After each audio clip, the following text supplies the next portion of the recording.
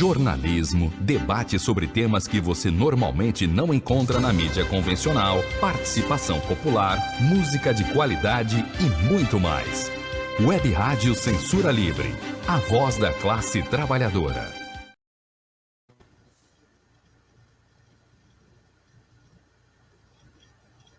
Alô, alô, amigos e amigas ouvintes, estamos no ar ao vivo.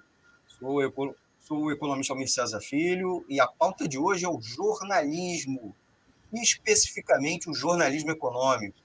Como a mídia, a imprensa cobre o noticiário econômico aqui no Brasil, especialmente na atual época de governo Jair Bolsonaro e administração da política econômica pelo ministro da Economia, Paulo Guedes. O tema principal é imprensa e noticiário econômico em tempos de Bolsonaro e Paulo Guedes. Como convidado, dividindo aqui a tela comigo, esse bate-papo aqui conosco, o Marcos de Oliveira, chefe de redação do jornal Monitor Mercantil. E mais, o quadro Informe Econômico, com a análise das notícias econômicas em destaque dos últimos dias. Vamos rodar a nossa vinheta? Economia é fácil. A informação traduzida para a sua linguagem. Com Almir César Filho. Prazerzão falar com vocês aqui ao vivo. Segunda-feira, 29 de novembro de 2021. Começa agora mais um episódio inédito e ao vivo do programa Economia é Fácil, aqui nas plataformas da Web Rádio Censura Livre. Sou o Almir César Filho, eu e nossos convidados debatemos com vocês, ouvintes, os temas econômicos mais importantes do momento, em linguagem fácil e na ótica dos trabalhadores. Esta é a edição do dia 29 de novembro de 2021. Isso mesmo, uma segunda-feira. Estamos estreando um novo dia, um novo horário aqui para o programa, a pedido de vocês. Então, por favor, dê um feedback positivo diante da nossa troca de dia e horário, né? Agora, vamos começar sempre às segundas-feiras, às 20 horas. O tema principal dessa edição é imprensa e noticiário econômico em tempos de Bolsonaro e Paulo Guedes. Como eu disse a vocês, também tem o Informe Econômico, com as notícias em destaque nos últimos dias, a gente analisando. A gente separou 3 incríveis notícias, fica até o final. Mas aqui conosco, para o nosso bate-papo, para o tema principal, o Marcos de Oliveira, que é chefe de redação do jornal Monitor Mercantil. Dessa vez, numa rara oportunidade, vamos inverter. Ao invés de um jornalista entrevistando um economista entrevistando um jornalista. Marcos, é um prazer tê-lo aqui pela primeira vez. Confesso aos ouvintes do Economia é Fácil que eu estou bem empolgado, né, em chamá-lo aqui, participar aqui conosco. Eu sou um leitor diário do Monitor Mercantil há muitos e muitos anos, leio principalmente os artigos assinados por você e sua coluna que você tem no jornal, que inclusive são uma das principais fontes de informação econômica minha para a minha profissão, para a minha atuação profissional, e inclusive para preparar aqui o programa. Então, queria já de antemão te agradecer bastante por ter aceitado o nosso convite. Marcos, te chamo aqui para dar sua saudação aos nossos ouvintes e aproveita, se apresenta e o veículo que você atua, né? O quase centenário jornal Monitor Mercantil. Marcos. Boa noite, Almir, ouvintes. Primeiro que eu agradeço o convite. É uma oportunidade para a gente estar debatendo aí um tema que é pouco visto, né? A imprensa, de modo geral, não fala da imprensa. Há um certo, não chega a ser um tabu, mas há um certo limite ali sobre isso. E corrigindo, o Monitor Mercantil está com 109 anos. O Monitor Mercantil foi fundado em 1912. Nós somos um dos sobreviventes aí, jornais centenários do país, junto com mais ou menos 16, se eu não me engano, agora a Folha de São Paulo fez 100 anos, são, se eu não me engano, 17 ou 18 jornais centenários que ainda mantêm edição diária no país. E até por conta disso, o Monitor Mercantil, junto com esses jornais e mais uns 30 e poucos jornais de Portugal, está concorrendo aí ao título de Memória da Humanidade pela Unesco. Provavelmente ano que vem, a iniciativa da Associação dos Profissionais de Imprensa de Portugal e do Brasil, aqui, especialmente de Pernambuco, e provavelmente ano que vem a gente deve ter aí inaugurando pela primeira vez um jornal, no caso são 50 e poucos jornais, vão ter esse título. Poxa, que legal, inclusive saber isso. Em vez de falar quase centenário, mais que centenário. Né? O mais que centenário é jornal Monitor Mercantil. Então a gente está, como eu disse, convidamos aqui o Marcos, né? É a primeira vez também aqui no nosso programa que vamos estar falando sobre imprensa. Né? A gente, às vezes, tangencia os assuntos, né? Mas a gente vai estar falando diretamente sobre a imprensa, como a imprensa cobre a pauta econômica, as notícias econômicas.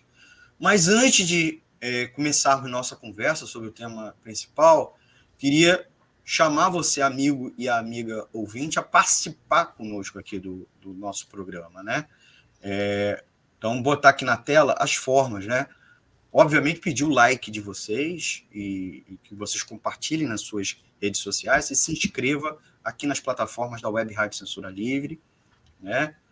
Mas você pode participar aqui conosco deixando um comentário aqui no vídeo, né? Tanto no chat quanto na caixa de comentários, que a gente vai responder ao vivo, tá bom? A outra coisa, outra forma, é você mandar uma mensagem de WhatsApp. Nossa conta é o 21, código de área, 21 96553 8908, vou repetir, 96553 8908. Nós temos um e-mail, contato clweb@clwebradio.com. Redes sociais, a gente tem um Twitter, @WR Censura Livre, o Facebook, vários de vocês devem estar nos acompanhando pelo Facebook, então, @Web Rádio Censura Livre, mas a gente também tem o Instagram, que são formas de vocês também marcar a gente, mandar uma mensagem, tá certo? Depois eu volto aqui trazendo mais interação com vocês, tá bom? Dizendo outras formas de vocês acompanharem aqui a nossa Web Rádio Censura Livre. Já vou logo para o tema principal, vou aproveitar aqui e já colocar aqui já os comentários dos nossos ouvintes. Antônio Figueiredo, boa noite, bom programa. Presença marcada, Edenilza Cesário. Muito obrigado, Edenilza. Gente, já trazendo o Marcos para participar conosco, né? O jornalismo econômico, sem dúvida nenhuma, a gente deve dizer que é uma especialização da profissão jornalística nos fatos relacionados à economia do país, da cidade, do mundo, além dos temas relacionados, como tecnologia, emprego, mercado imobiliário e etc. As primeiras coberturas de economia surgiram ainda no século XVII, junto com os primeiros boletins noticiosos publicados por banqueiros e comerciantes europeus, né? No início da imprensa industrial, no entanto, essas editorias tinham um destaque tímido e publicavam matérias de interesse restrito, como cotações de moeda estrangeira, valores de gêneros alimentícios, informes sobre falências, concordatas, entre outras coisas. Mais do que outras especializações jornalísticas, que também possuem seus termos e jargões próprios, a economia é a mais criticada por utilizar uma linguagem particular, apelidada de economês, pelo menos nos textos, né? Segundo alguns críticos, esse tipo de codificação seria intencional e serviria exatamente para restringir o acesso da maioria da população aos problemas econômicos e às suas causas, limitando esse conhecimento aos meios especializados. Jornalistas na área, no entanto, acreditam que determinados termos são abstratos demais, né, para serem explicados a cada matéria, e que o ditatismo não seria função da imprensa. Em todo caso, temos assim com frequência o tal economês, né? Marcos, o que você acha que difere e do que difere no jornalismo econômico da mídia especializada em economia do restante da imprensa, né? Isso que eu falei é uma verdade, ou pelo menos que você que está do outro lado, né? Do outro lado do jornal, da Folha, pensa a mesma coisa? O jornalista, o profissional de comunicação, ele é um decodificador de linguagens. Então, o objetivo dele é justamente pegar aquela informação que ele recebe, que ele vai atrás de uma fonte teoricamente mais especializada no assunto, no caso da economia, e transformar isso de uma forma que seja compreensível pelo público ao qual ele está escrevendo, ao qual ele está se dirigindo. Claro que se for um jornal popular, isso vai ter que ser feito de uma forma diferente de um jornal especializado como o Monitor Mercantil. O nosso público é um público um pouco mais conhecedor da economia, o que não quer dizer que seja conhecedor da economia, até porque isso aí é uma coisa bem complexa. Eu acho que o economia está presente na cobertura da imprensa, é uma forma de afastar, sem dúvida, mas entrando um pouco nessa polêmica, se cabe ao jornalista traduzir ou não, eu acho que cabe também, fundamentalmente, o que ele vai traduzir. Né? Porque aí você tem uma interferência ideológica do que você está fazendo. Né? Então, você falar, superávit primário, vamos traduzir o superávit primário, é o governo não gastar mais do que arrecada.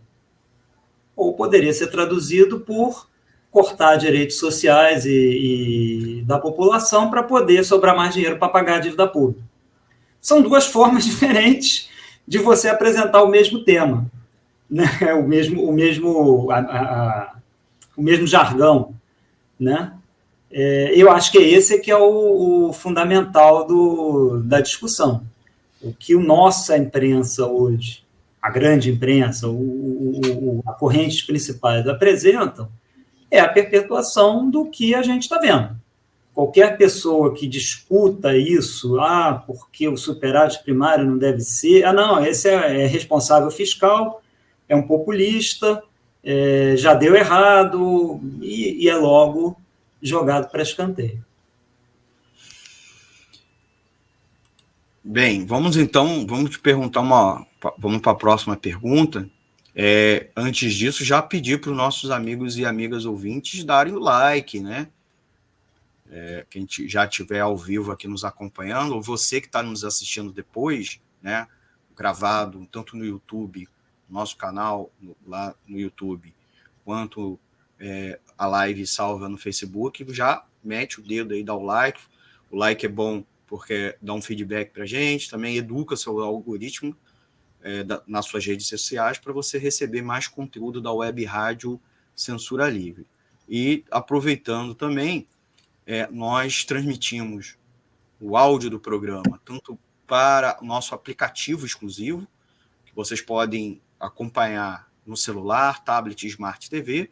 A gente também sugere vocês instalar o Radiosnet, que é um outro aplicativo bem interessante, nosso parceiro, para acompanhar a rádio online, não só nossa, muitas emissoras de rádio convencional também transmitem, né?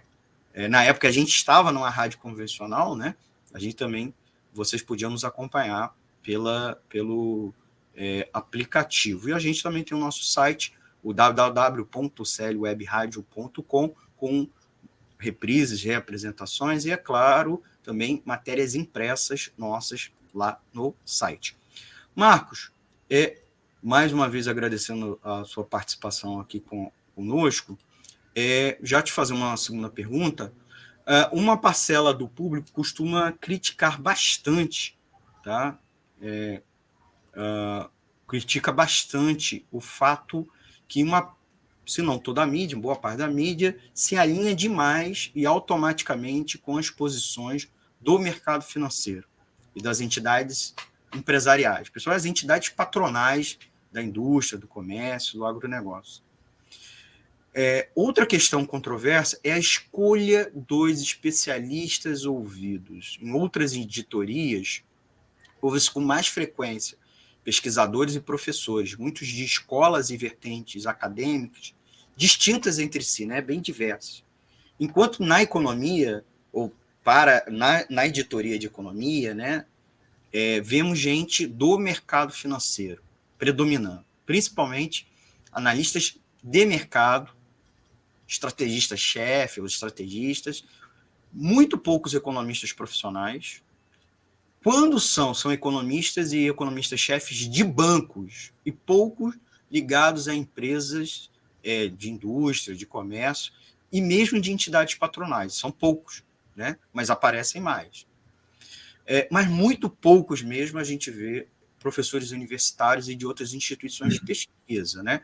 Em saúde, acabei de ver uma entrevista na CNN, chamou uma pesquisadora da Fiocruz, chamou uma professora, um outro momento, um professor universitário.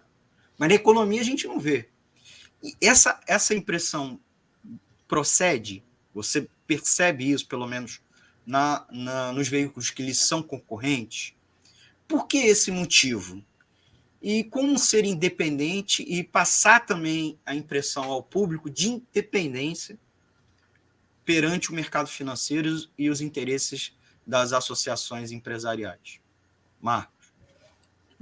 Uma resposta curta, sim.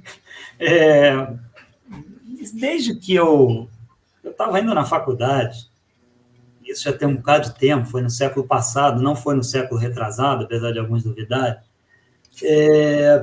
que o número de fontes, especialmente de fontes na economia, é muito restrito. Não restrito pela ausência de fontes, restrito pela procura delas, né? Então, a gente costumava dizer que tem ali 13, 15 fontes, 20 no máximo, que se revezam, dando as suas opiniões, as suas análises. E eu acho que esse movimento, inclusive, piorou muito nos últimos tempos. Algum tempo atrás, você ia ouvir alguém de energia, você ouvia o Pinguelli Rosa da COP, você ouvia técnicos que têm alguma independência, né? Hoje em dia, isso está cada vez mais difícil. Você vai ouvir alguém na área de petróleo, você vai ouvir o lobista das companhias de petróleo, conhecido, inclusive, lobista das companhias de petróleo, apesar dele ser professor ou era professor de uma faculdade federal. No caso da macroeconomia, da economia mais geral, isso é pior, né? Você, basicamente, o que você falou, você ouve economistas, chefes de empresas do setor financeiro. E já dizia o Zé Carlos de Assis, jornalista, professor, economista, não confie na opinião de alguém que tem seu dinheiro envolvido no assunto. Isso desmente, ou pelo menos você dá somente este lado, ele vai contra o que os grandes meios de comunicação pregam para fora nos seus manuais de redação, nos seus códigos de ética e tudo mais. Você está ouvindo sobre um assunto que interfere basicamente em como aquela instituição financeira vai se comportar, você vai ouvir um cara daquela instituição financeira. O que é uma coisa que, vamos dizer, não é o padrão. Você não vai pedir para um deputado do PL comentar sobre o orçamento secreto. Caramba, o cara é o cara que está sendo beneficiado por aquilo. Então, é uma realidade que vai contra o que é proposto pela grande mídia. Por que isso acontece? basicamente, que são os grandes financiadores. Se você for olhar ali no intervalo comercial, ou for olhar nos sites, nos jornais da grande imprensa, chamada grande mídia, vamos colocar, são empresas do setor financeiro. E isso se agravou porque o setor financeiro cada vez mais tem um papel preponderante na economia. Né? Isso é um sentido não só percentualmente, de redução da indústria, crescimento do setor de serviços e tudo mais, redução da participação da indústria e tudo, mas é característico no como o país é governado. Né? É governado nos últimos, vamos botar aí, 30 anos praticamente, obviamente, com nuances, os governos do PT foram diferentes, a gente achar que foi a mesma coisa, eu concordo, mas, no essencial, o setor financeiro continuou predominante. Né? E nunca é demais lembrar a declaração do Setúbal, do Banco Itaú, que nunca ganhou tanto dinheiro quanto no governo do Lula. Não é crime ganhar dinheiro, não é crime os bancos ganharem dinheiro no governo do Lula, mas é criminoso você restringir o país a somente este objetivo.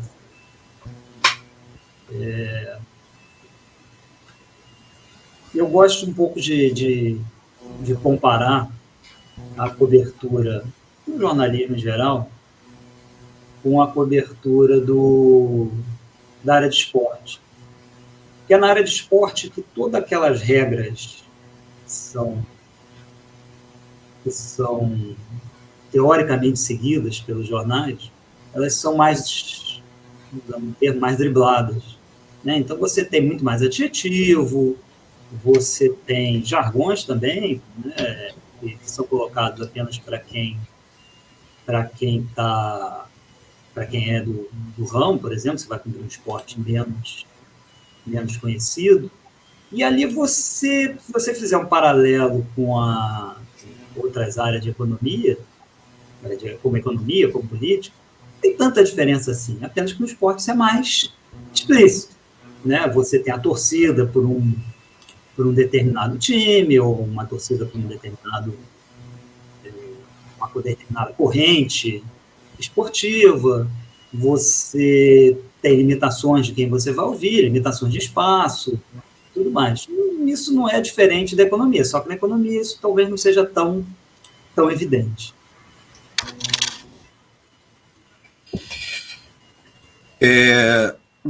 Aproveitando, Marcos, já te fazendo uma outra pergunta, há uma impressão também que o espaço da imprensa vem diminuindo, né, especialmente da mídia impressa, né, ao menos dos veículos comerciais, né, os jornalões, né, alguns chamam de jornalões, que, de certa maneira, o Monitor Mercantil pode dizer também, né, porque é um veículo de imprensa comercial, né, ele é sustentado pelos anunciantes e pela venda e assinatura. Não é já como alguns veículos que é ligado aos movimentos, né, ou às entidades, ou também esses portais de mídia que têm outras formas de se financiar, como também outras formas de veículos impressos. O que fazer diante da queda nos leitores pagos e nos anunciantes? E como o Monitor Mercantil vem se mantendo diante desse cenário, né, na qual, inclusive, nós antigamente tínhamos mais veículos, né? Atualmente nós temos especializados em economia, dedicados à economia, centralmente ou exclusivamente. Nós temos Exame, nós temos o Isto é Dinheiro, nós temos a Época Negócios, os jornais, o Valor Econômico, Diário Mercantil e o próprio Monitor. Mas num passado muito recente, nós tínhamos ainda outros veículos, nós tínhamos a Gazeta Mercantil, né? E chegamos a ter o Brasil Econômico, e ainda tínhamos o Jornal do Comércio do Rio de Janeiro. Todos estão extintos, né? Esses três últimos que eu mencionei. E aí, o que o monitor mercantil vem fazendo para sobreviver, inclusive do ponto de vista sobreviver comercialmente, mas também não ficar tão dependente do mercado financeiro e garantir essa independência que você mesmo estava mencionando?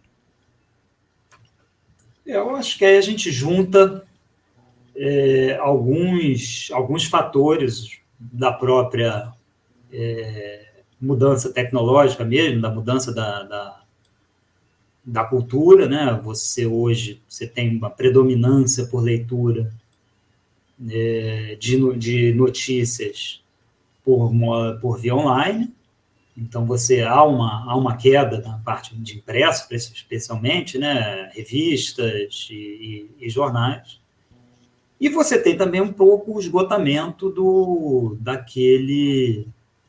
daqueles veículos que não se apegaram aos seus públicos. Na verdade, a gente vê boa parte dos veículos da grande mídia, eles vão contra o público deles. Exemplo, o Globo. Boa parte dos leitores do Globo são funcionários públicos aposentados, funcionários públicos e tudo mais. E você vê o Globo eleger como uma das suas metas a reforma da Previdência e privatização. Então, você brigar com o seu público, você acaba afastando o seu público. E ele acaba encerrando aquela ligação que tinha, vai diminuindo. Hoje em dia, a banca de jornal não é mais um lugar onde você vai comprar seu jornal. Você vai comprar qualquer outra coisa, menos comprar o seu jornal. Até porque a maioria das notícias você já leu no dia anterior ou lê no próprio site do jornal. Então, há uma tendência de você diminuir a leitura impressa. Hoje em dia, é muito mais restrita ao pessoal com mais idade, né, que está acostumado àquilo.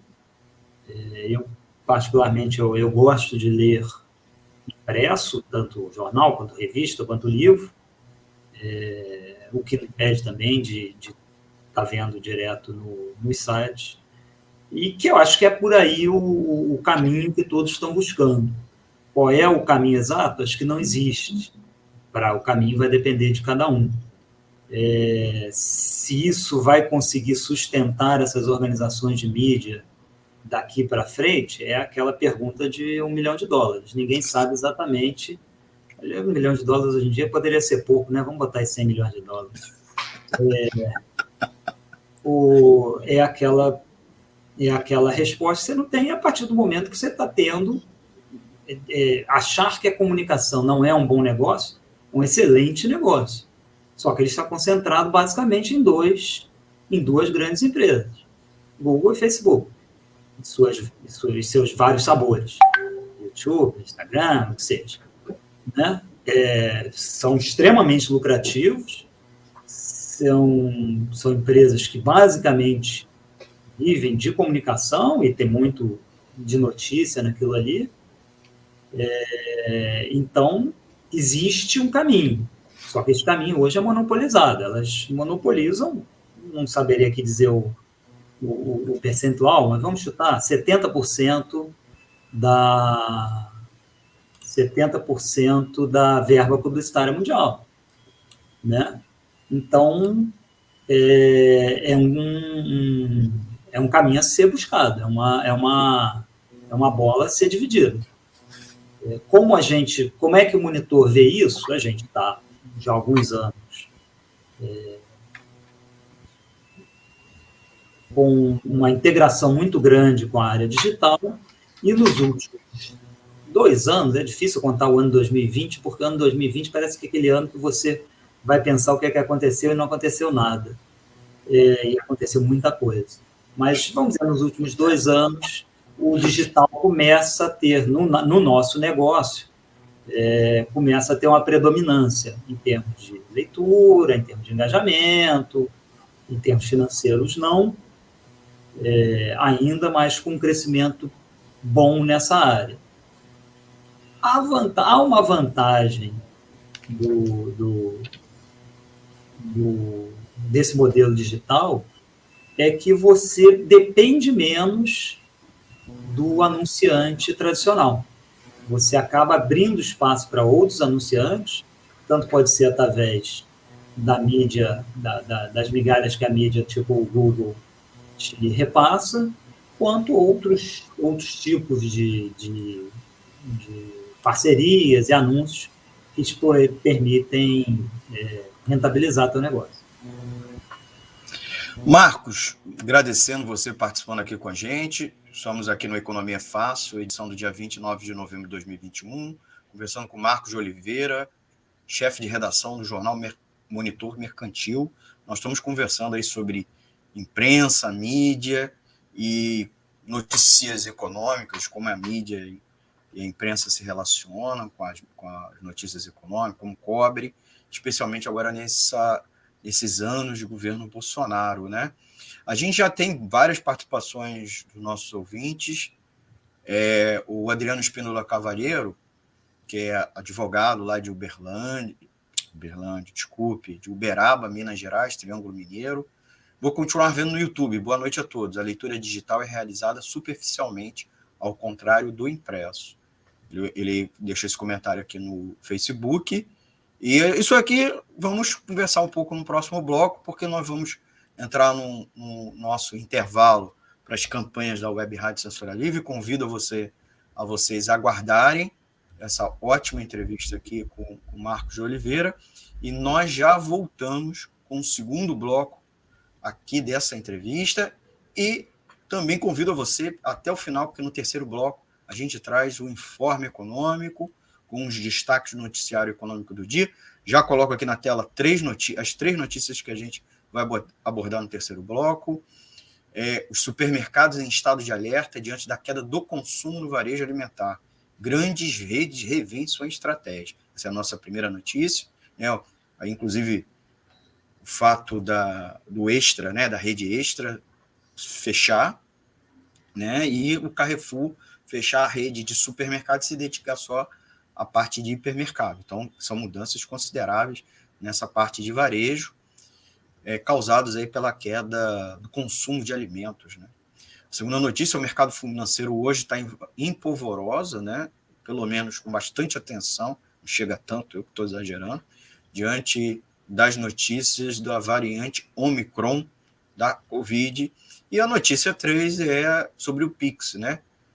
As novidades no Pix que vão começar a funcionar a partir dos próximos dias, tá bom? Então, são as 3 notícias, daqui a pouco, depois do nosso intervalo, né? E aguardem que nós já voltamos. Para manter o projeto da Web Rádio Censura Livre de uma mídia alternativa, buscamos apoio financeiro mensal ou doações regulares dos ouvintes, de amigos e parceiros, já que não recebemos recursos de grandes empresas, políticos ou partidos.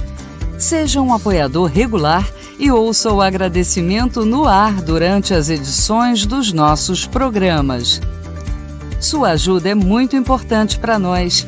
Enviamos prestação de contas mensal aos nossos apoiadores. Temos uma vaquinha virtual permanente.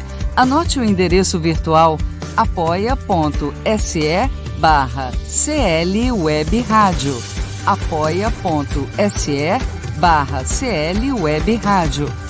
Saiba mais sobre a emissora no WhatsApp 21 96553 8908.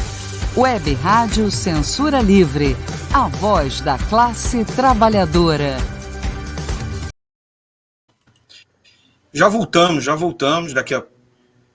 Voltamos com o nosso programa Economia Fácil, edição do dia 29 de novembro de 2021. Vou aproveitar um pouquinho antes aqui, que eu estava ajeitando a operação. Eu vou botar mais uma vinhetinha e a gente já volta, tá? Acompanhe a programação da Web Rádio Censura Livre no site www.clwebradio.com, no aplicativo exclusivo para ouvir rádio no celular, tablet e Smart TV.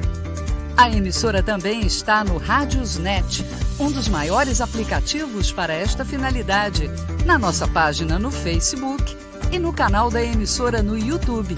Acesse o nosso canal escrevendo youtube.com/c/Censura Livre. Tudo junto. Inscreva-se no canal e acione o sininho para receber as notificações de novos vídeos. Web Rádio Censura Livre, a voz da classe trabalhadora.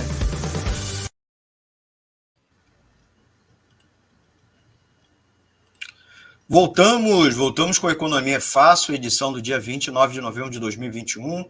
Sou Almir Cesar Filho e aqui comigo Marcos de Oliveira, chefe de redação do Monitor Mercantil, jornal mais que centenário. Muito orgulho de estar entrevistando ele, até pela história do jornal, né? Quem quiser acompanhar ele, o jornal, a sua versão digital, o site é www.monitormercantil.com.br, né? E o jornal foi fundado em 2012, logo ele tem 109 anos, porque eu fiquei falando no início, quase centenário. Na verdade, eu tinha que ter escrito aqui mais que centenário, quase 110 anos de jornal. Eu aproveito, botar aqui, botei uma fotinho aqui, que está o Marcos lendo o jornal, a foto dele de divulgação, e também a imagem do site, né? Para quem não conhece o jornal Monitor Mercantil, eu que já fui assinante, no momento não estou assinante do jornal, mas sigo lendo todo dia.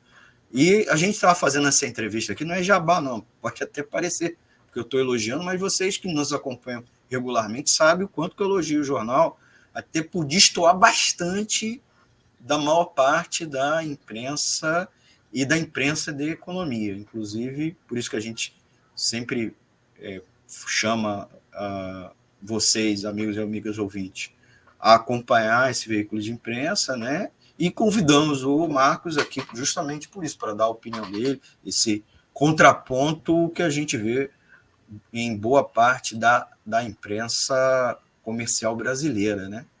E aí eu já começo com uma terceira, já com na verdade é uma quarta pergunta, né?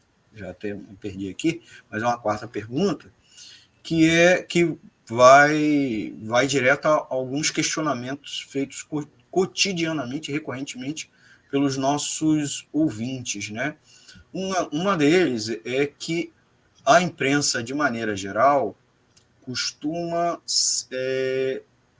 até destoar um pouco do discurso do Bolsonaro e do Paulo Guedes com relação a temas como comportamento, moralidade, né, cultura, né, questões envolvendo democracia.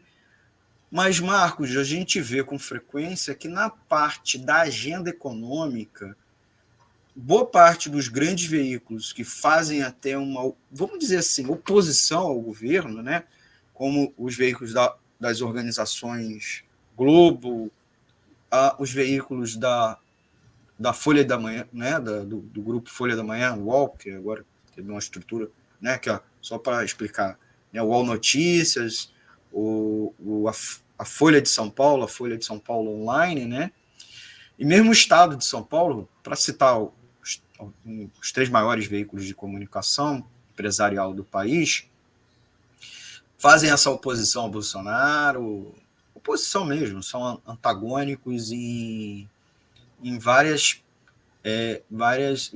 temas, mas na parte de economia não são, muito pelo contrário, pressionam até o governo a favor das pautas que o governo está defendendo, né? Um determinado projeto de lei que o Paulo Guedes apresentou, que vários setores de governo, inclusive, pegaram o microfone e falaram que são contra, ou o Bolsonaro relativizou, a imprensa vai lá e defende a fundo. Então, a imprensa consegue ser mais realista que o rei nos temas econômicos. Você atribui isso a quê? Né? A gente estava começando a falar dessa captura, você não usou essa expressão, do mercado financeiro e do grande capital à mídia. É isso, mas não só, porque às vezes eles conseguem ser até mais do que as entidades empresariais defendem, coisa e tal. É isso, é essa relação só da captura econômica do grande capital aos veículos de comunicação, ou porque há interesse também de classe, né? Porque os donos desses veículos estão ligados também ao resultado dessa pauta, né? Dessa agenda econômica, há outros elementos, você atribui a isso? E por que essa distinção nos outros temas não? Qual é o seu ponto de vista como jornalista, como chefe de redação de um veículo ligado à economia, especificamente? Você citou aí o grupo Folha da Manhã, né? UOL, Folha de São Paulo e tudo mais, que hoje em dia é um grupo que tem sua renda muito mais financeira, né? Ele é um banco. Hoje em dia, o grupo Folha de São Paulo é um banco, com as suas disputas internas lá entre sócios, né? Entre os irmãos, mas ele virou um banco, na verdade. Então, isso aí eu acho que exemplifica bem essa captura. Você colocou muito bem, nas pautas sociais, naquelas em que os meios de comunicação buscam uma sintonia com o seu público, eles são bastante críticos ao governo Bolsonaro, até porque o governo Bolsonaro, na visão deles, não é nem conservador, é retrógrado nesses temas. E muitos desses temas também estão colocados tendo uma visão mais global, que engloba, inclusive, a economia. Né? O tema do racismo, por exemplo, acho que é um tema que perpassa muito por isso. Né? Então, os grandes meios de comunicação acabam, neste ponto de vista, sendo críticos. Agora, na parte de economia, não. É alinhamento total, e a crítica existe quando, por algum motivo, e normalmente motivo de sobrevivência política, o governo foge um pouco daquela pauta estreita. Então, o relaxamento do teto fiscal, por exemplo, caramba, está sendo criticado ali tudo, Faria Lima, entidades empresariais, mercado financeiro todo, e isso refletido nos meios de comunicação, que refletem e reverberam, né? Então, é uma coisa que se autoalimenta. Aí são críticas, mas são críticas porque eles não estão fazendo tão radical quanto deveria. De resto, há um alinhamento total. Você tem o tripé de câmbio flutuante, superávit fiscal, juros elevados. Esse tripé aí não pode ser nem questionado nem mexido. Qualquer coisa disso aí é fora. A responsabilidade fiscal, como se você fizesse investimentos, como foi no ano passado, por exemplo, necessários, gastos necessários, isso fosse ser responsável. Não, responsável era você deixar morrer. Em vez de 600 mil, você deixar morrer 1.200.000, 1,5 milhão, 2 milhões. Então, tudo isso acaba se estabilizando, se estabelecendo no noticiário econômico. E ali, talvez, a maior distinção, você falou quais seriam os motivos, há uma questão de classe, uma questão ideológica ali e tudo, mas, fundamentalmente, você tem um caminho que defendem e que a discordância ali apenas nas questões acessórias. Seria, como disse um articulista, escreveu uma vez para a gente, é a direita que come de garfo e faca e a direita que não se comporta bem à mesa. É isso. Você começou a delinear numa outra na outra pergunta, fiquei um pouco desconcertado pelo comentário, porque eu já ouvi e, se eu não me engano, no último bate-papo que a gente teve, você falou essa mesma frase. Aí, só que eu fiquei pego de surpresa agora. Mas, assim, o Marcos, um ouvinte aqui nosso colocou uma frase contundente, né? Segundo o Juca Chaves, no Brasil, a imprensa é muito séria. Se você pagar, público é até verdade. Como o Monitor está se mantendo? Você começou dele, mano. E como é que ele consegue se manter independente? Uma coisa é a manutenção econômica. Você começou a colocar, né? Que as formas que o jornal estão conseguindo sobreviver, se manter. Mas como se manter independente, certo? E o que é um jornal independente? É ter mais... Você na segunda pergunta, estava falando sobre a redução dos analistas, né? Que isso, a imprensa antes entrevistava mais pessoas, agora entrevista menos. Eu vejo que o Monitor consegue furar um pouco isso, essas bolhas. Entrevistas pessoas que a gente não vê nos outros grandes veículos, né? Ou mesmo nos veículos de economia especializados. Né? Uma opinião de um dirigente sindical, de um técnico ligado ao movimento social, né? Um especialista, um pesquisador.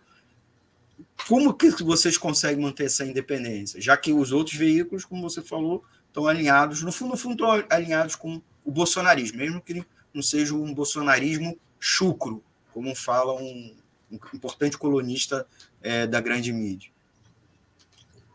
Eu acho que um pouco aí passa por uma estratégia que deveria ser o padrão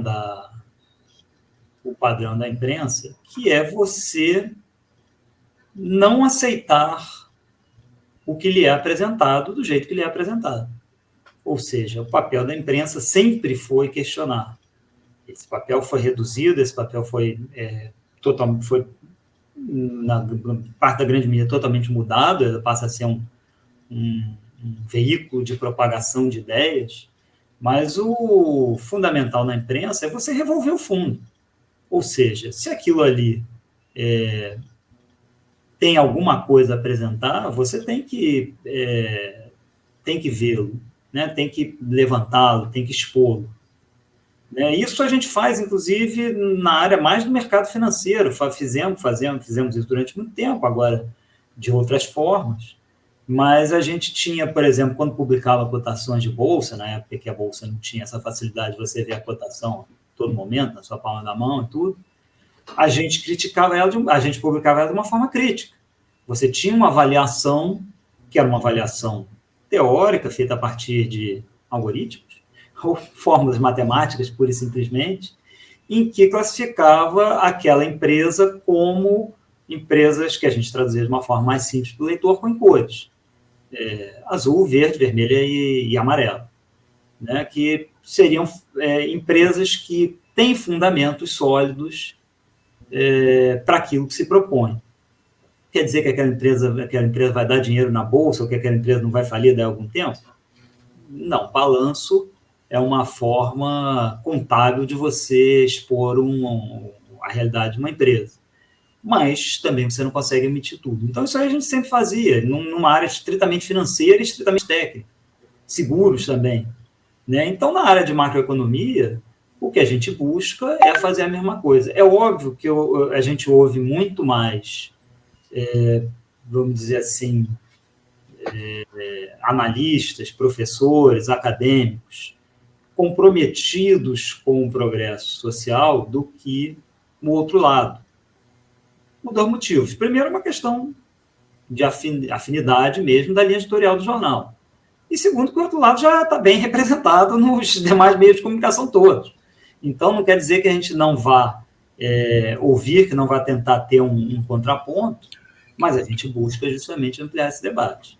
Então, acho que essa é a nossa estratégia. E como jornal pequeno, como meio de comunicação pequeno, você apresentar o que os outros não estão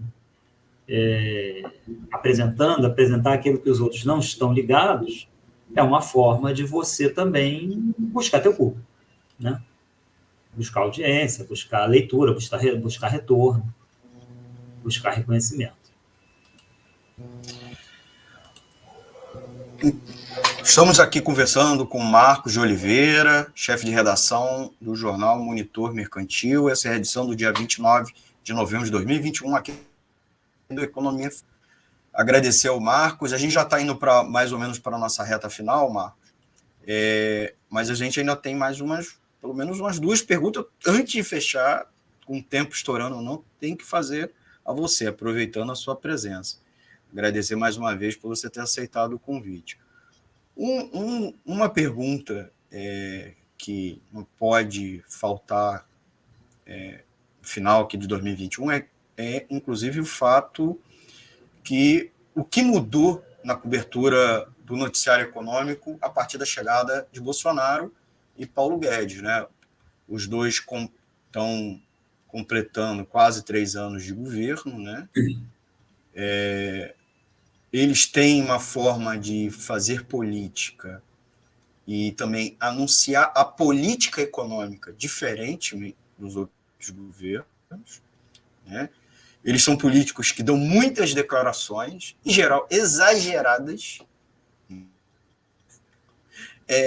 quando não mentirosas, e muitas vezes perturbadoras, inclusive perturbadoras no sentido que a mídia comercial, mesmo de economia, costuma dar destaque à plausibilidade, a questão da previsibilidade, né? A questão das expectativas. Eles dão notícias, eles dão declarações que perturbam o mercado, mesmo quando defendem, e eles defendem recorrentemente, pelo menos da boca para fora, o livre mercado e principalmente interesses do capital privado, especialmente do mercado financeiro. Por sua vez, a mídia é acusada de defender, como eu já disse, né, ante essas pautas, defender as pautas econômicas, mesmo que as culturais, comportamentais, não. O que mudou da cobertura, na sua avaliação, né, tanto dos seus pares, né, das suas co-irmãs, e do seu próprio jornal que você está à frente, como gestor, como um chefe de redação, no caso? O Paulo Guedes, falando mais, vamos dizer assim, de quem aplica a política econômica, ele não muda radicalmente o que vinha sendo feito nos últimos anos. Na verdade, ele prossegue o que vinha sendo feito, radicaliza, até por ter um apoio maior negociado no Congresso, conseguiu aprovar, por exemplo, a reforma da Previdência, que com o Temer não conseguiu, mas que já era algo que já vinha sendo buscado. Então, na verdade, há uma manutenção da política econômica, de uma forma mais rústica, né, como a gente já conversou aqui, né, uma forma um pouco menos elaborada. Há um aumento, e isso talvez seja o mais preocupante de tudo, da desconstrução do que a gente conseguiu fazer de melhor até agora no Brasil, né? Acho que isso em todos os setores é declarado, é uma coisa aberta. O Paulo Guedes diz isso. O Paulo Guedes é uma pessoa profissional limitado, ele é um bom operador de mesa mesa bancária, tem sua formação, vamos botar aí, ele pode dizer quase que é século retrasado, né? E a cabeça que ele tem da Universidade de Chicago pode dizer que é século retrasado. Nem Chicago mais se defende o que o Paulo Guedes defende. Não é uma pessoa, como é que eu vou dizer? Não é uma pessoa difícil de falar. Eu já tive a oportunidade de falar com ele há mais tempo atrás, não era quando era ministro e tudo mais, mas quando ele era conhecido, até um pouco depois, quando ele era conhecido no mercado como Beato Salu, né? Porque ele sempre foi meio outsider, né? Ele sempre foi meio fora, inclusive do próprio mercado financeiro, apesar de extremamente competente nessa área. Ele é uma pessoa extremamente conversável e tudo, só que com uma visão, deve ter se piorado ao longo dos tempos, uma visão extremamente ultrapassada. Então, isso aí talvez tenha sido o que mais mudou na forma da gente encarar o governo. Agora, a gente continua ali com a minha receita das privatizações, com a receita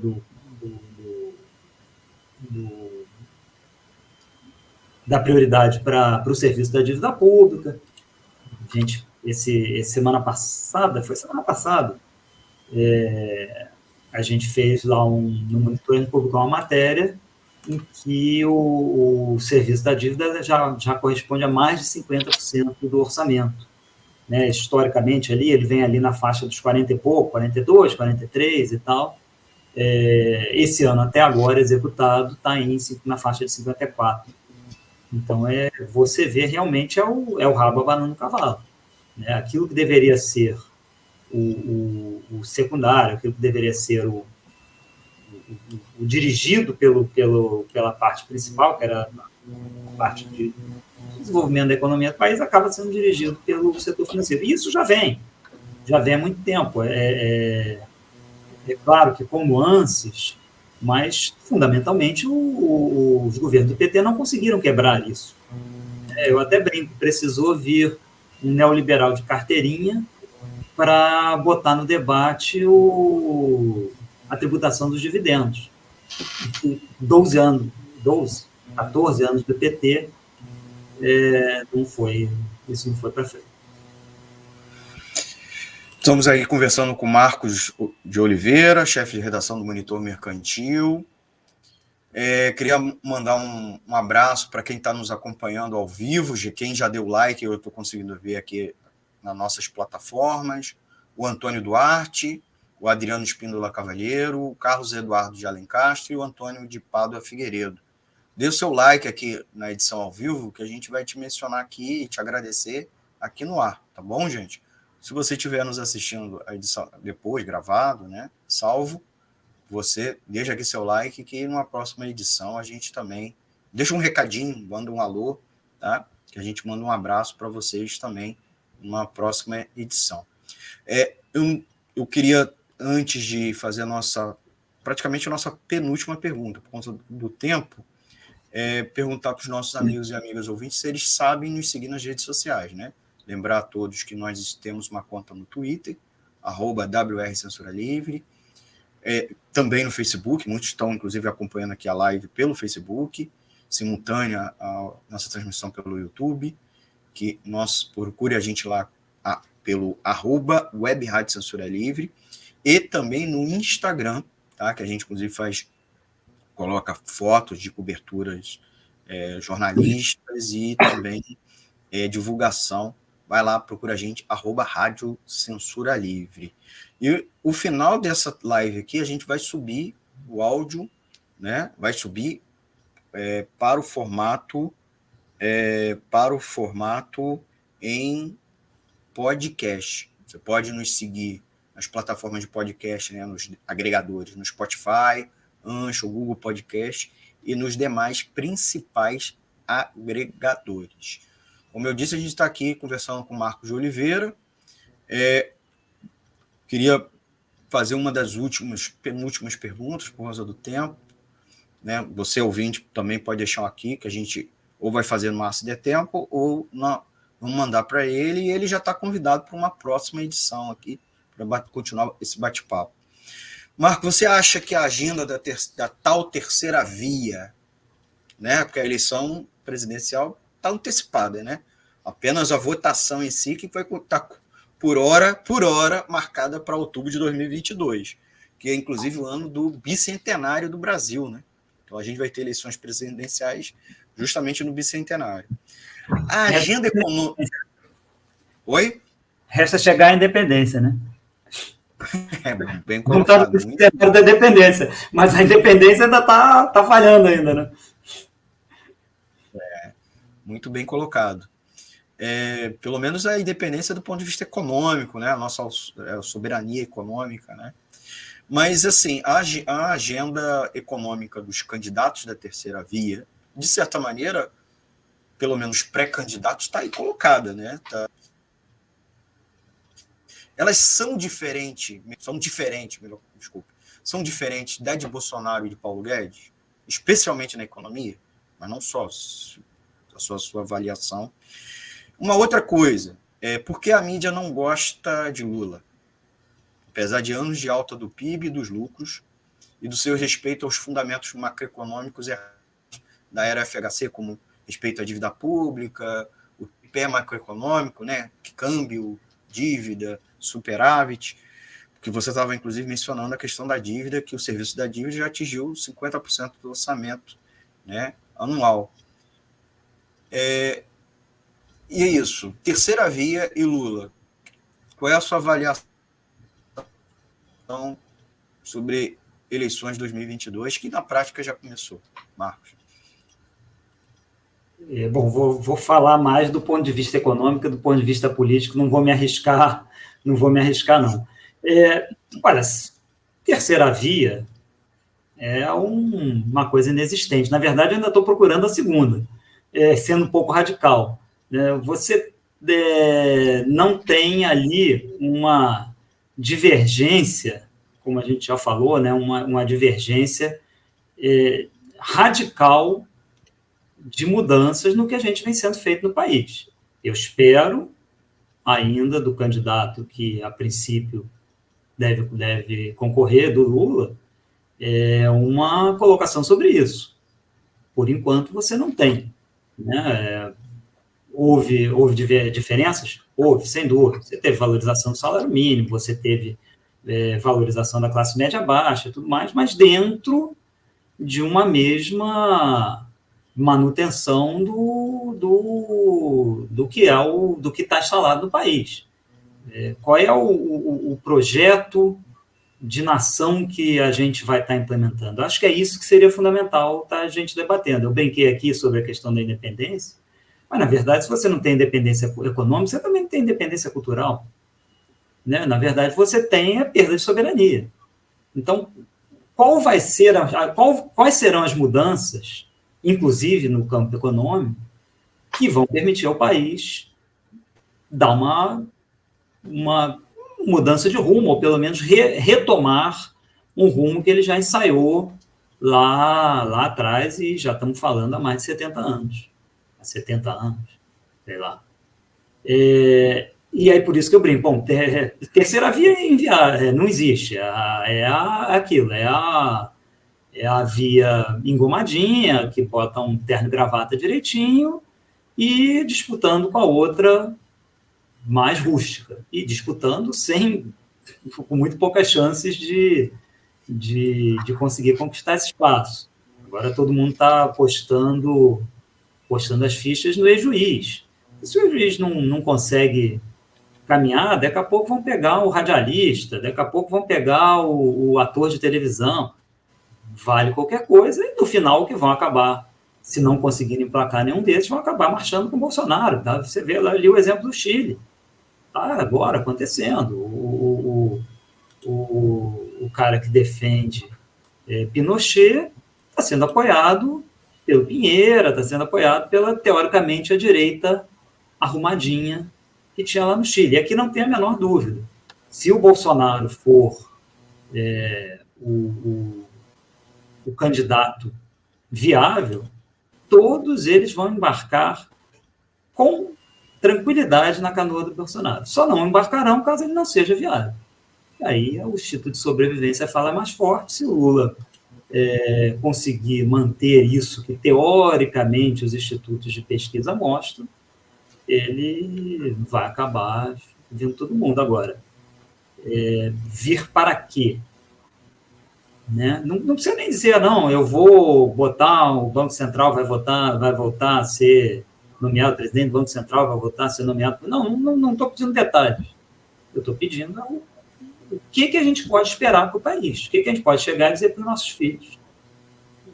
A gente vai ter um país melhor do que nós temos hoje. A gente vai ter esperança, a gente vai ter. É isso que a gente precisa. E para isso precisa quebrar algumas correntes que temos por aí.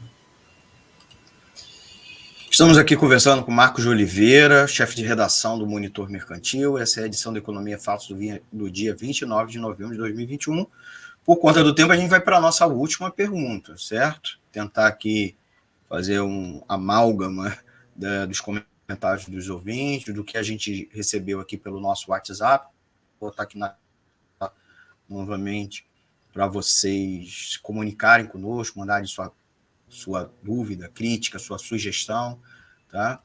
Nosso WhatsApp é o 21 96553 8908, vou repetir, 96553 8908, e o e-mail da emissora para vocês de contato com os ouvintes é contato@clweb.com, tá bom? Não esqueça também que nós temos Twitter, Facebook e Instagram, você também pode conversar conosco por lá. Nossa última pergunta, Mar, quais são as perspectivas para o noticiário brasileiro nos próximos meses, na sua visão como jornalista, uma visão privilegiada, né? Sendo chefe de redação de um jornal dedicado à economia, né? O que você vê que deveria ser a atuação correta, né, a justa dos operadores da pauta econômica? Tá?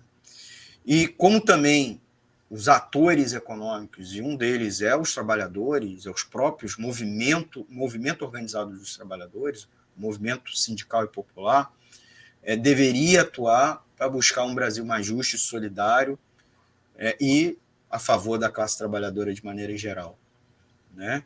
O que você diria para o movimento sindical e popular, Marcos? Eu acabei esquecendo na última pergunta, eu pulei a parte que você perguntava por que a mídia não gosta do Lula. Pulei até porque não tem essa resposta, mas eu acho que é basicamente uma questão de classe mesmo. Acho que ali é uma questão de classe mesmo. Acho que o que cria essa resistência é porque o Lula, no fundamental, não é um deles, ainda que buscasse essa legitimação através de alguns atos. Quanto à pauta para o ano que vem, eu acho que dificilmente a gente vai conseguir escapar do que de modo geral, nas eleições. A gente vai ficar discutindo o secundário e vai deixar de lado o principal. É claro que você, quando vai discutir com um grande público, você tem que materializar as suas propostas, você tem que, como candidato à presidência, tem que materializar as propostas do que você pretende fazer. Agora, você, pelo menos, ainda que para um público mais restrito, você deveria trazer uns debates um pouco mais amplos. E eu acho que isso não vai acontecer na nossa cobertura de mídia. Vai se discutir ali a manutenção da responsabilidade fiscal, que a Petrobras tem que desinchar, o Estado é muito inchado, precisamos de menos Estado. Em suma, não vejo muita diferença em relação a isso. Do ponto de vista, vamos dizer, de quem deseja uma mudança nesse status quo, eu acho que passa muito por tentar dominar o que o lado, especialmente do Bolsonaro, domina muito bem, que são as novas, nem tão novas assim, mídias, né? Costumam brincar que a esquerda ainda está na época da rádio, enquanto a direita já foi para a televisão e já está totalmente engajada nas redes sociais. A esquerda ainda está com um discurso bastante antigo. Quando consegue passar esse discurso, ela consegue ampliar o seu público, consegue ampliar o debate e consegue mudar algumas coisas. A gente vê isso aí, basicamente, por exemplo, citar um exemplo, o Eduardo Moreira, que é um ex-banqueiro e que consegue trabalhar assuntos econômicos com bastante amplitude, ele consegue falar com um público grande, porque ele está dominando melhor essa parte. Eu acho interessante, acho que esse debate está ocorrendo, essa disputa está ocorrendo, a gente vê aí influenciadores e outros pessoas que têm domínio nessa área, que têm público, entrando nessa discussão, isso é bom, e acho que é o trabalho de quem deseja um país melhor é tentar chegar nesse século mesmo, porque realmente, em termos de debate e de uso do meio de comunicação, ainda está bem atrás de Bolsonaro e companhia, e não vamos menosprezar, não. Eles são bem competentes no que fazem. A maior parte das coisas, ainda que com muitos erros, e está piorando esses erros, mas a maior parte das coisas obedece a um objetivo, obedece a um princípio, ainda que a um primeiro momento aquilo ali não seja perceptível. E aí a esquerda embarca com o maior prazer na casca de bananas que eles lançam e fica discutindo temas secundários, enquanto eles conseguem ir aí passando a visão dele. Passando a boiada, né? Como diria Passando o Paulo Guedes. Exatamente. Marcos, nosso tempo acabou. Eu queria te agradecer bastante pela participação aqui conosco. Você tem alguma última palavra aqui para os nossos ouvintes que você gostaria de aproveitar o espaço e falar? Bom, eu queria primeiro agradecer a você, agradecer aos ouvintes aí a paciência e a participação. Eu vejo, apesar de às vezes não parecer, né, mas eu vejo o momento atual como um momento propício a mudanças, é um momento, eu vejo com mais otimismo do que outras épocas, e é uma construção que a gente vai fazer mesmo ao longo do próximo ano e dos outros. O fundamental que vai levar o país para um lado e para o outro é quem tiver mais garrafa vazia para vender, né? Então, se a gente conseguir estar com esse debate, ganhar esse debate entre a população, eu acho que o país tem grandes chances de ir para frente aí. Gente, nós conversamos aí por mais de 1 hora com Marcos de Oliveira, chefe de redação do jornal Monitor Mercantil. Tem muito mais coisa para conversar com ele, mas vai ficar para uma próxima edição. Ele disse que ia falar pouco. Eu agradeço bastante, porque também eu estiquei para ele falar bastante, para distrair o máximo que a gente aqui na equipe planejou para tirar dele, como o cara que está do outro lado, né, que é a mídia ligada à economia, né, que acompanha o noticiário econômico. Agradecer a ele.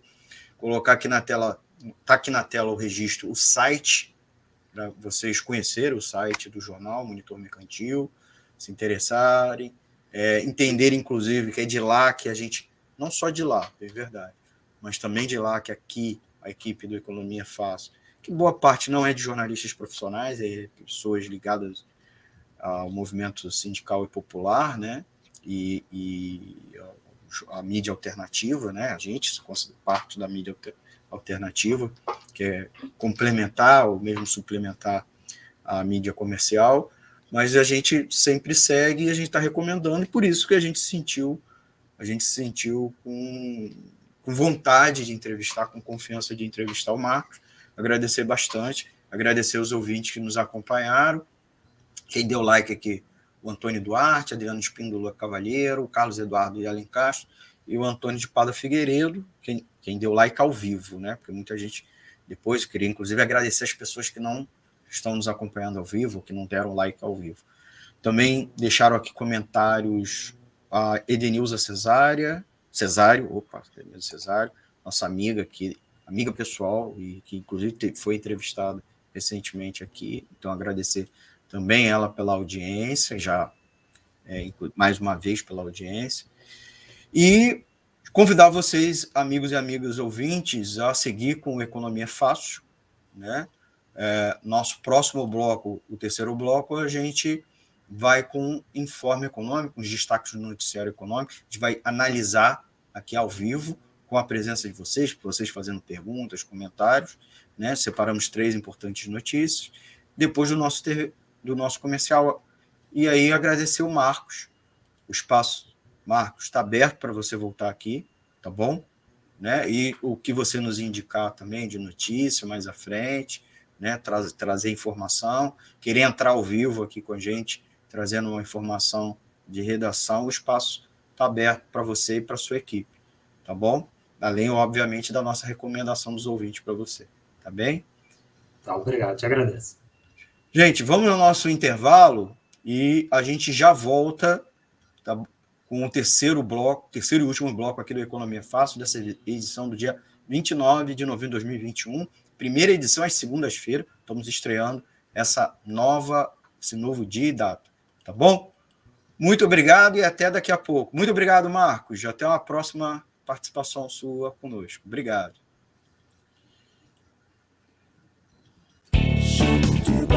Economia é fácil. A informação traduzida para a sua linguagem. Com Almir Cesar Filho. Você sabia que se a reforma administrativa for aprovada, o governo não será mais obrigado a garantir os serviços públicos? A chamada PEC 32 vai retirar as obrigações sociais do Estado, privatizar os direitos da população e transformar tudo em mercadoria. Ao invés de trabalhadores concursados, o governo vai contratar empresas privadas para gerenciar serviços de saúde, educação e segurança. As escolas, o SUS e o programa de vacinação, por exemplo, poderão ser repassados para o setor privado. Ou seja, você vai ter que pagar por um direito que é seu ou receber um vale de 5ª categoria para ser atendido nos piores lugares. Na prática, a reforma administrativa de Bolsonaro e Paulo Guedes vai entregar tudo aos empresários e deixar o povo sem assistência. Não podemos permitir que o Congresso aprove essa reforma. É preciso defender os serviços públicos. Diga não à PEC 32.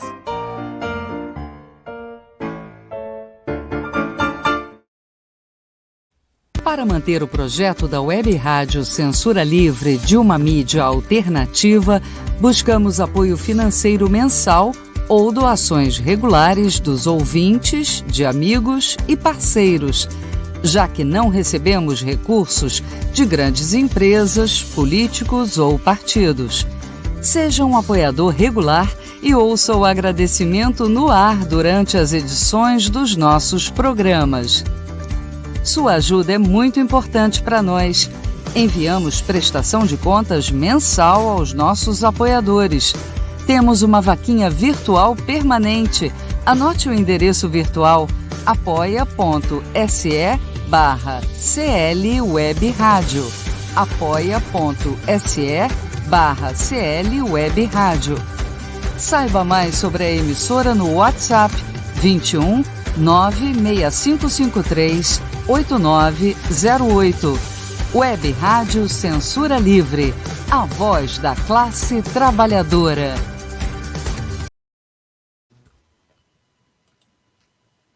Para ajudar a Web Rádio Censura Livre, anote os dados da nossa conta. Banco Bradesco, agência 6.666, conta corrente número 5602, dígito 2. Se preferir, nosso Pix é 32 954 696 0001 81. Somos uma emissora sem fins lucrativos e as contribuições são para pagar os custos de manutenção e transmissão. Desde já agradecemos a sua ajuda. Web Rádio Censura Livre, a voz da classe trabalhadora.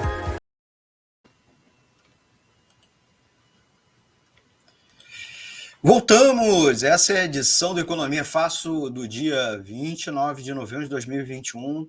Prazerzão falar com vocês ao vivo. E vamos agora com o nosso quadro Informe Econômico, com os destaques do noticiário econômico dos últimos dias, na sua linguagem e, é claro, sobre a ótica do trabalhador e da trabalhadora.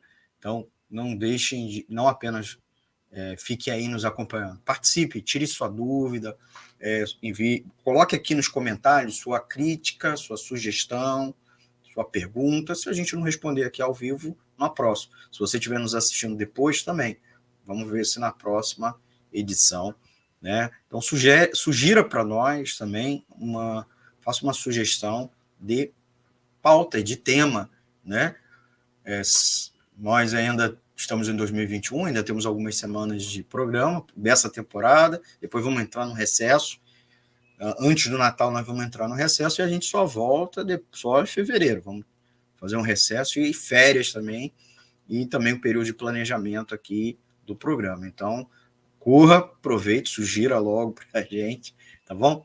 Além, é claro, pedir sempre a contribuição de vocês, né? O nosso apoio, né? Ajude a manter a nossa programação no ar, né? A chave Pix está aqui na tela, é o 32 95 46 96 001-81, tá bom? E nossa vaquinha virtual lá na plataforma Apoia-se, apoia.se, né? /clwebradio.com. Então vamos lá, galera, com a nossa primeira notícia aqui no Informe Econômico, né? Agradecer a vocês que estão nos acompanhando, como eu já disse. Colocar já a nossa primeira notícia, que é: os supermercados estão passando por dificuldades. É isso mesmo, supermercado. Quem imaginar essa situação, né? Os supermercados estão em estado de alerta diante da queda do consumo no varejo alimentar. Grandes redes estão revendo as suas estratégias. Estamos nessa situação, né?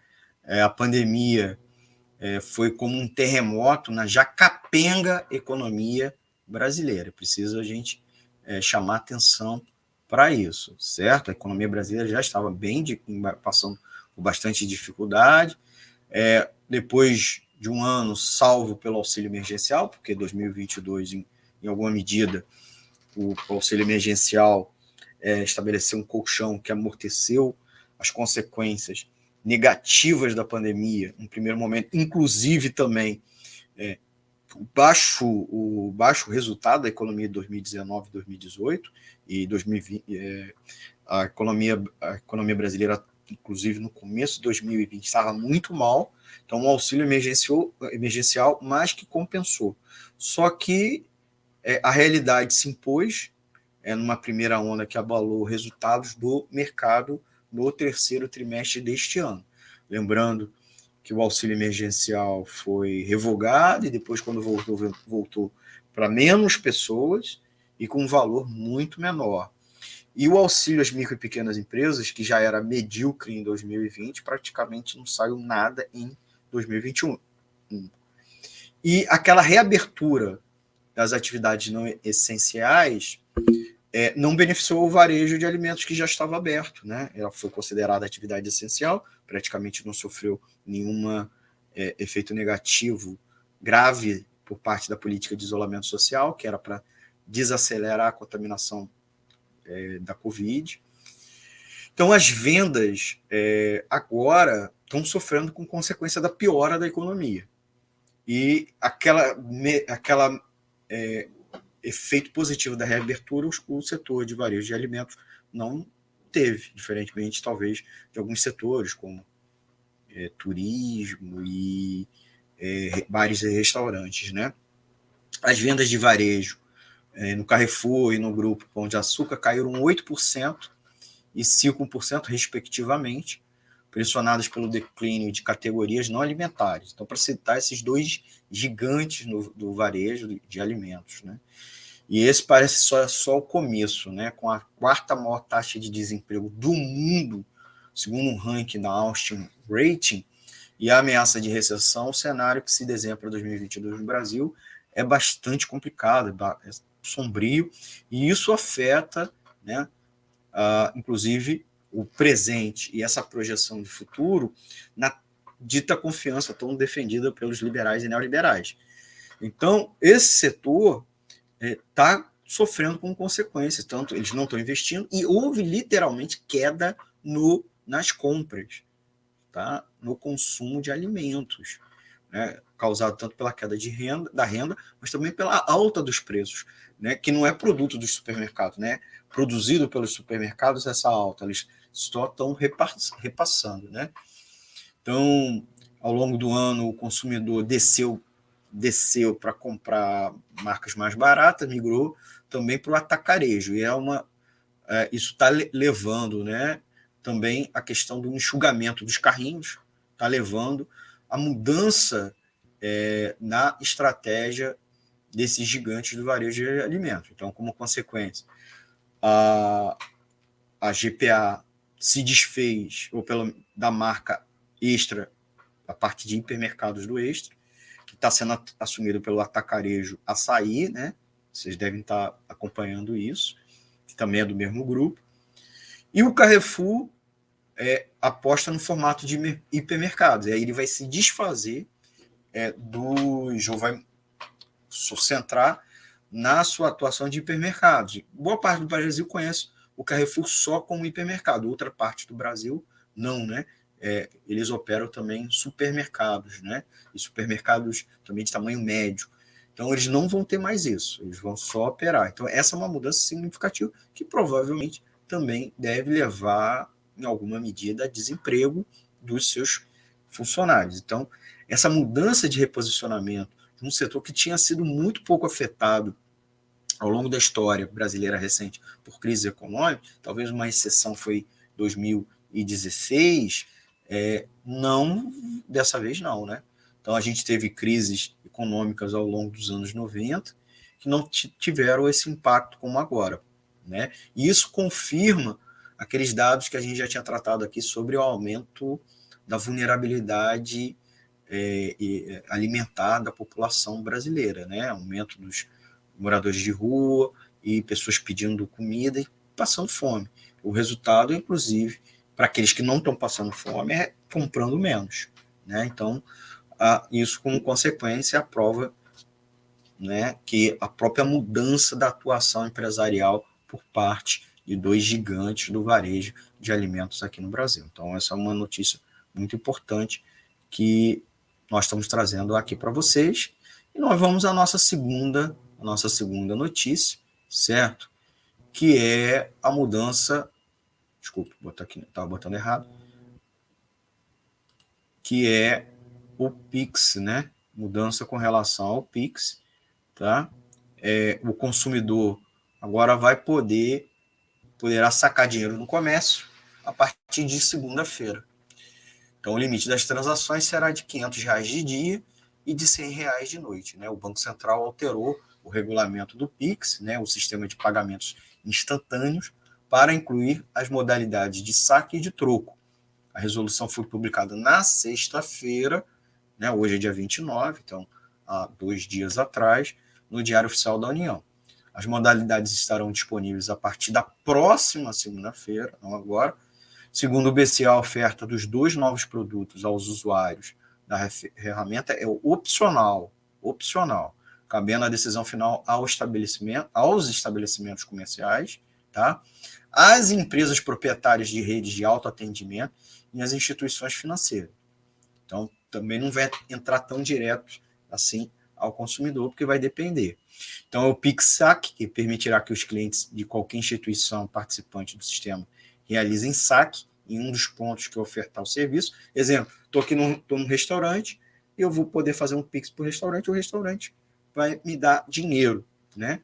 Estabelecimentos comerciais, redes de caixas eletrônicos compartilhados e participantes do Pix, por meio de seus serviços de autoatendimento, poderão ofertar o serviço, né?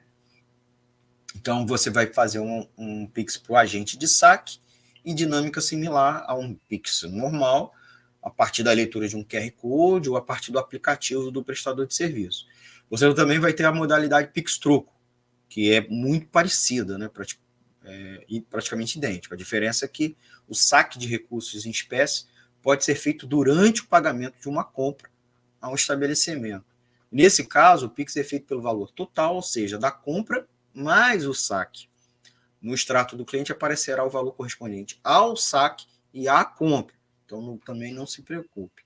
Outra coisa, o limite máximo das transações do Pix, saque e Pix Troco será de R$ 500 durante o dia e de R$ 100 no período noturno, que é das 20 horas, né, às 6 horas.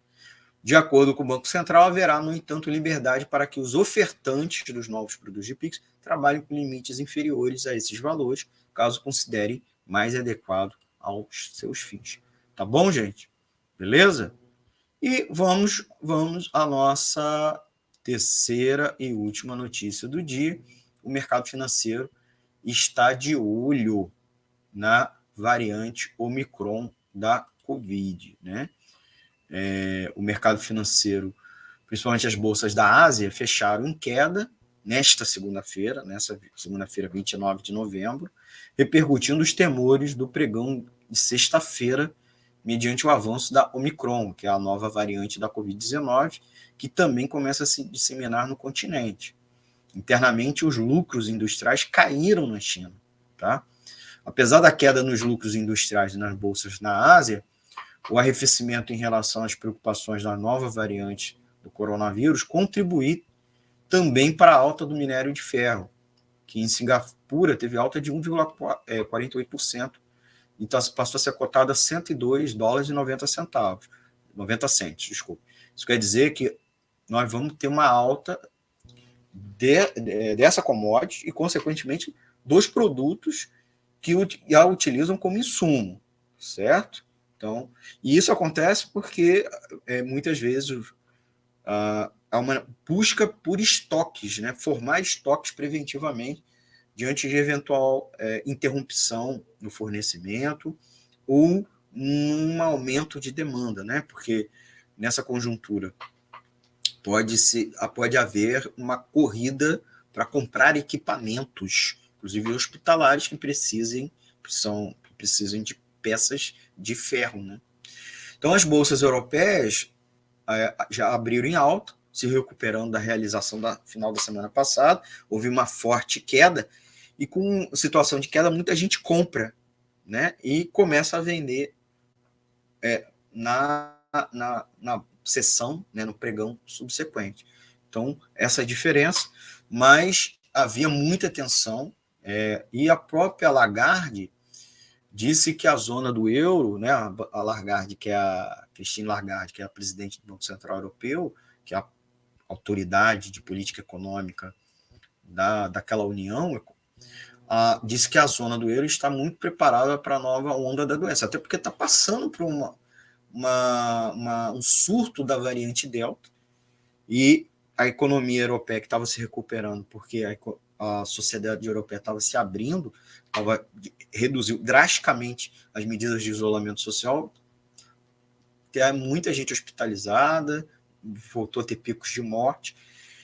E então essa chegada de uma nova variante mais infectante, né, como os cientistas sul-americanos tinham dito, né, que identificaram,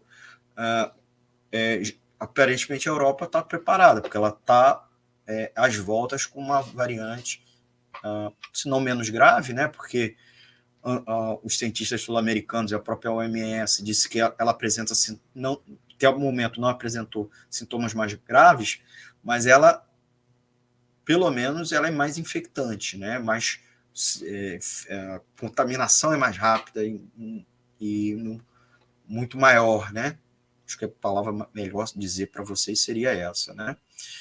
Então, entre os dados da atividade econômica, os dados monetários do Reino Unido e o índice de preços da Alemanha, indicadores de confiança na zona europeia, da zona euro, são uma grande preocupação. Por sua vez, os Estados Unidos também sobem por motivos parecidos, né? Houve um abrandamento desse surto e também uma preocupação menor com a nova variante, né? Com as novas notícias, que ela não apresenta sintomas tão graves, pelo menos por hora, apesar do cuidado e atenção. E também porque a Moderna se juntou ao Pfizer a informar que pode fabricar um imunizante rapidamente contra a nova variante, né? Aqui no Brasil, os índices são mistos, né? As projeções são de nova queda na Bolsa, né? A gente, antes de fechar aqui, e muito causado pela alta da inflação, né? A inflação já está projeções de 5% e PIB de 0,8%. Então, gente, são as notícias que a gente separou para vocês, certo? No nosso informe econômico, com as principais notícias da semana. A gente volta a semana que vem, na próxima edição. Lembrando a todos e todas que nos acompanharam aqui ao vivo, que o programa agora é às segundas-feiras. Quem quebrou, não assistiu porque não sabe, não assistiu ao vivo porque não sabia, anote aí, passamos a ser todas as segundas-feiras às 20 horas. Aqui nós continuamos nas plataformas da Web Rádio Censura Livre, agradecendo a você pela participação ao vivo, pedindo a você aquela ajuda para manter o programa no ar, independente, apoiando a gente financeiramente na plataforma apoia-se/CL Web Rádio, nosso Pix, e também nossa conta corrente no Banco Bradesco, agência 6.666, conta corrente 5.602-2, você deposita qualquer quantia para fortalecer e manter nosso projeto no ar. Terminando o nosso programa, aqui a edição ao vivo, já corre, se você perdeu alguma parte ou prefere ouvir em podcast, tá lá, procura a gente no Spotify, Ancho e Google Podcast, tá? Assina, né, nosso canal de podcast nessas plataformas, tá bom? Você sempre pode nos acompanhar também, apesar que o site está tendo uma instabilidade, a gente já está tentando corrigir, www.clwebradio.com e, é claro, pelos nossos aplicativos, né? Você lá pode ouvir reprises e reapresentações. Siga a gente nas redes sociais, Twitter, Facebook, Instagram e, é claro, se inscreva aqui no canal. Clique no sininho para receber as notificações de novos vídeos, deixe um comentário e, é claro, dê o seu like para educar o seu algoritmo e você receber novos conteúdos e similares aos conteúdos da Web Rádio Censura Livre. Nosso muito obrigado. Até a nossa próxima edição, na segunda-feira, certo? A gente vai ter mais 2 edições ainda, esse ano, pelo menos, então fique ligado. E logo depois a gente vai para o nosso recesso, né? A gente também merece. Aqui, eu e o restante da equipe. Obrigado, gente. Até a nossa próxima edição do programa Economia é Fácil. Tchau, tchau. Deixe seu comentário, sua sugestão, sua crítica, tá certo? E sua pergunta para a nossa próxima edição. Tchau, tchau. Jornalismo, debate sobre temas que você normalmente não encontra na mídia convencional, participação popular, música de qualidade e muito mais.